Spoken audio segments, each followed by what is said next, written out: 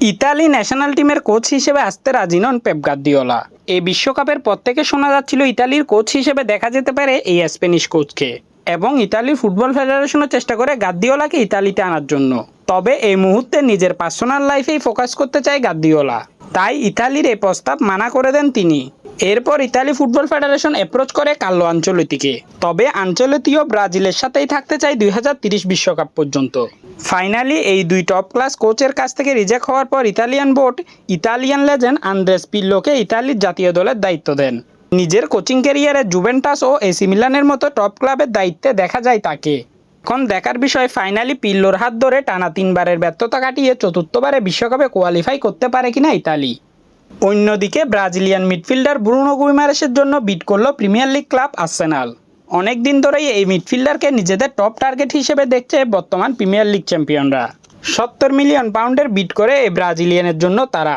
তবে এতে রাজি হয় না গুইমারেসের বর্তমান ক্লাব নিউক্যাসল, কারণ তারা অ্যাকচুয়ালি এই সিজনে সেল করতে চায় না তাকে। তবে শোনা যাচ্ছে 100 মিলিয়নের কাছাকাছি কোনো অফার পেলে রাজি হতে পারে তারা। এখন যদি আর্সেনাল 100 মিলিয়নের কোনো বিড করে তাহলেই এই ডিল আগে বাড়বে। তবে আর্সেনাল 100 মিলিয়নের বিড না করলেও 100 মিলিয়নের বিড করেছে রিয়াল মাদ্রিদ। আইবেরি কোস্টের উইঙ্গার ইয়ান ডিয়ামন্ডের জন্য 100 মিলিয়নের অফিসিয়াল বিড করেছে মাদ্রিদ। এই সিজনের শুরু থেকেই লাইপজিগের এই উইঙ্গারকে দলে আনতে চাচ্ছিল বেশ কিছু ক্লাব, এবং সবার প্রথমে এই রেসে যোগ দেয় লিভারপুল। তবে তার অতিরিক্ত প্রাইজের কারণেই এখান থেকে সরে আসে ইংলিশ এই ক্লাব। এরপর বিশ্বকাপের মাঝামাঝি সময়ে শোনা যাচ্ছিল পিএসজির সাথে পার্সোনাল টার্ম এগ্রি করে ডিয়ামন্ডে, মানে তার পিএসজি যাওয়া এক প্রকার নিশ্চিত। কিন্তু এখন শোনা যাচ্ছে ডিয়ামন্ডে রাজি থাকলেও পিএসজি এবং লাইপজিগের মধ্যে নেগোসিয়েশনটা ঠিকভাবে মিলছে না, এবং এই সুযোগটাকেই কাজে লাগিয়ে এই রেসে এবার যোগ দিল রিয়াল মাদ্রিদ এবং ডিয়ামন্ডের জন্য করে 100 মিলিয়নের অফিসিয়াল বিড। যদিও শোনা যাচ্ছে 120 মিলিয়নের কাছাকাছি কোনো অফার পেলে তাহলেই রাজি হবে লাইপজিগ।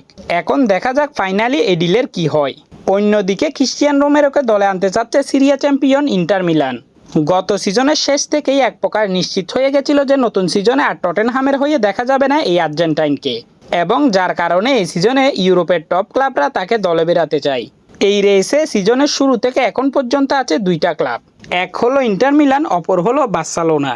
কিন্তু বার্সেলোনা এই সিজনে তখনই নতুন ডিফেন্ডার সাইন করবে যখন তারা তাদের দলের কোনো ডিফেন্ডার সেল করতে পারবে। কিন্তু ইন্টার মিলানের এইরকম কোনো বাধ্যবাধকতা নেই, তাই তারা নেগোসিয়েশন শুরু করে দিয়েছে অলরেডি, এবং সব ঠিকঠাক থাকলে তারা সাইনও করে ফেলবে এই আর্জেন্টাইনকে।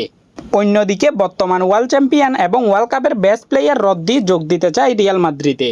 রদ্রি নিজ থেকেই চায় মাদ্রিদে যোগ দিতে, এবং মাদ্রিদে যাওয়ার জন্য সম্পূর্ণ চেষ্টাও করছে সে, যার কারণে সে সিটিতে নতুন কন্ট্রাক্টও সাইন করছে না, কারণ তার ড্রিম হলো সে স্পেনের লিগে মানে নিজের দেশের লিগে ফুটবল খেলবে। তবে তার মাদ্রিদে আসাটা নির্ভর করছে ক্লাব প্রেসিডেন্ট ফ্লোরেন্তিনো পেরেজের উপর। পেরেজ গ্রিন লাইট দিলেই মাদ্রিদ তাকে সাইন করবে। তবে এর মধ্যে আসে আরেক ব্যাড নিউজ। কাল শোনা যায় ব্যাক সার্জারি করতে হবে রদ্রিকে, এবং রেস্টেও থাকতে হবে দীর্ঘদিনের জন্য, এবং কোনো প্লেয়ার যদি বড় ইনজুরিতে পড়ে সেটা তার ট্রান্সফারের উপরও একটা বিগ এফেক্ট ফেলে, কারণ কোনো দলেই কোনো ইনজুর প্লেয়ার সাইন করতে চায় না।